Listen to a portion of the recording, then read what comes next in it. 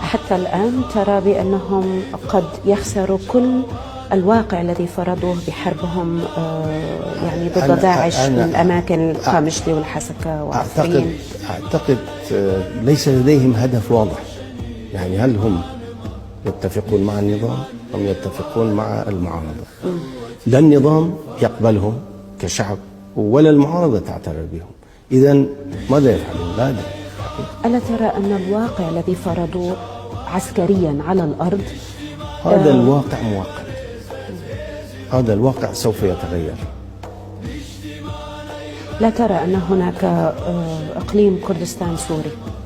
أتمنى أن يكون هناك إقليم كردستان. تمنى شيء؟ لا صحيح. لكن إذا لم يكن هناك اتفاق مع النظام، إذا استطاع نجح النظام في استرداد كل أراضي سوريا، ما هو الاتفاق السياسي اللي كان بين الكرد أو خلينا نقول القيادة والحكومة السورية والنظام السوري؟ ما هو الاتفاق؟ ليس هناك أي اتفاق سياسي.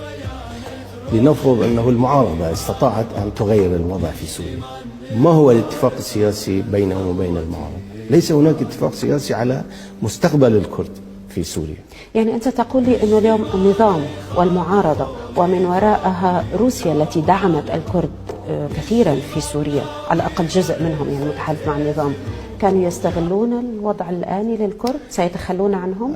الكرد الآن يستخدمون كمقاتلين يعني لمقاتلة داعش. بعد ذلك ماذا؟ لا هم يعرفون ولا أحد يعرف.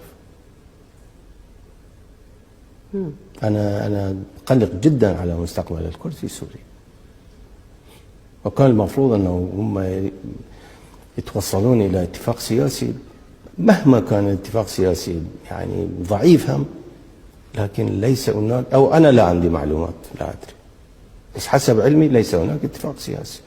قلقك الأساسي من النظام والمعارضة وليس من تركيا التي ترفض وجود مثل هذا التجمع أو الإقليم؟ لو كان هناك اتفاق سياسي بين النظام والكرد، بين المعارضة والكرد، أعتقد أنا لا يمكن لتركيا أن تعترض أو تمانع.